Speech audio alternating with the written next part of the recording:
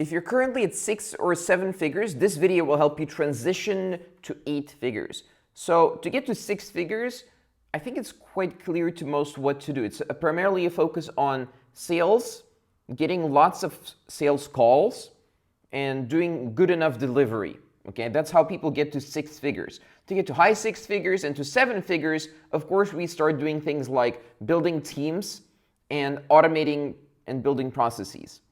So this will get us to 7 figures, low 7 figures. Then to do mid, high 7 figures and low 8 figures, the story changes dramatically. It's a different type of business that we'll be running. So that's what we'll be covering in this video. So remember that 7-figure earners, they're generally using platforms. They're using social media platforms, they're using advertising platforms, using email marketing platforms, and they're not really owners of much of anything. They kind of use things to build a business, right? And what they've done is they've managed to create a business where sales come in throughout the week, even while they're asleep. Like there's a level of automation where things just happen in the business without the business owner being too much involved in the process, because he can't, he's doing other things, right? But to get to 8 figures, what you need to transition to is getting ownership of the things that are going on, okay? So instead of using a SaaS, and I'm not saying 8-figure earners don't use software or anything, right? But instead of using all the software that they use, what they do is they build something. Usually they build a solution that doesn't require humans to deliver a service or a product, which is a software as a service, for example. They build their own thing, and instead of just doing social media marketing, they're trying to build their own list that they own somewhere that cannot be taken away from them. Because on Facebook, on YouTube, anywhere almost, it can be taken away from you. The audience can be taken away from you because you don't really own the audience. You don't really own these things. They're kind of owned by the platforms, and you're allowed to manage it for them as a glorified employee, very well paid employee, but still a glorified employee, right? So the 8-figure business owner, he says, no more. I want to own as much as possible of the online infrastructure, or sometimes even offline infrastructure. And instead of building an agency, what an 8-figure business owner generally does is buy smaller agencies and integrate them and their clients into a single company and refer clients amongst each other between departments and that kind of stuff.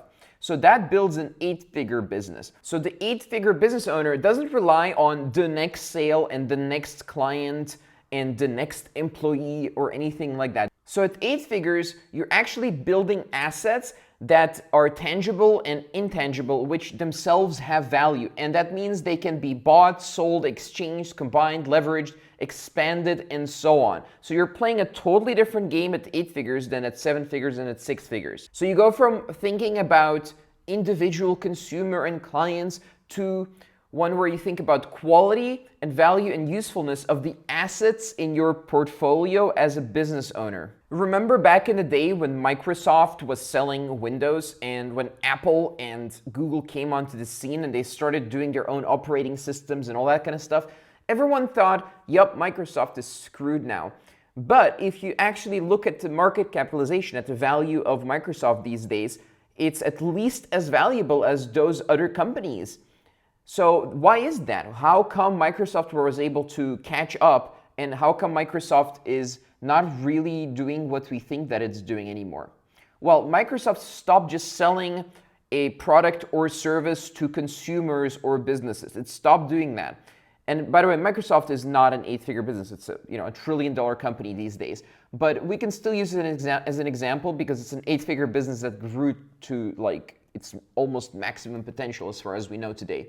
So what happened? They're not running traffic to an offer to try to convert prospects to clients. What they're doing is they're building assets, they're building a portfolio, and they're leveraging the different parts of their businesses to create synergies, right? So if they create a gaming console, they're trying to take 50% of the console market and they're trying to integrate that with their other parts of their business. What can we learn here that can be integrated into the other parts of the business to make the other parts of the business better?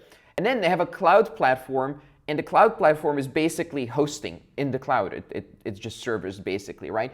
And all their software, all their stuff, or all their services, all their devices, everything plugs into the cloud. And the cloud plugs into everything and connects everything together. See, they're creating assets, and they're getting patents, and they're inventing new processes and new automated systems to save people time and to make other people more successful. And they're doing this on a scale that is unheard of. And that is why they're one of the top 3 biggest companies in the world as of this recording. So the people that are heading to 8 figures, who are not at 8 figures yet, but they're heading to 8 figures, what are they doing and what are they thinking and what can you learn from this? Well, before we get into that, I'd like to invite you to subscribe to this channel. Just click the subscribe button and the bell notification icon so you get future updates of videos such as this, and we stay in touch.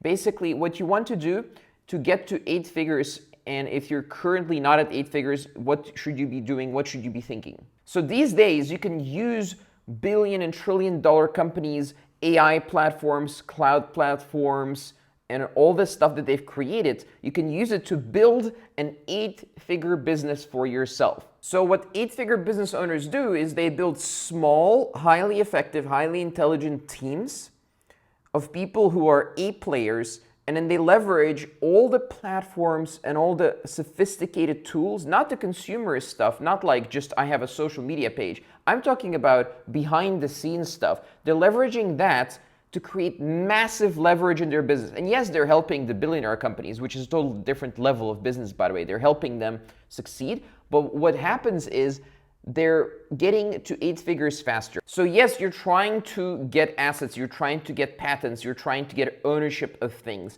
However, as an 8-figure business, you're not a billion-dollar company. So what happens is you're still relying on those bigger companies that have massive infrastructure.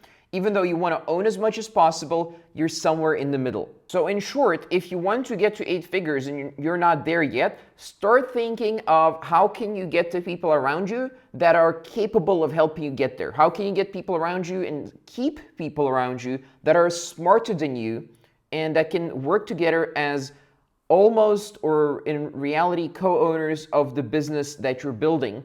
And how can you get them to help you build an ethical business that produces massive value in the world and that is valued at 8 figures? That is what people are doing these days that are not at 8 figures yet, but they're getting there. That is the key to success. So what I have for you now is a video on how to get to $30,000 per month using simple platforms like Upwork. It's right here. Click on the video and watch this next video. Also, don't forget, click on the subscribe and the bell notification icon if you'd like more free videos. So here's the next video. See you there.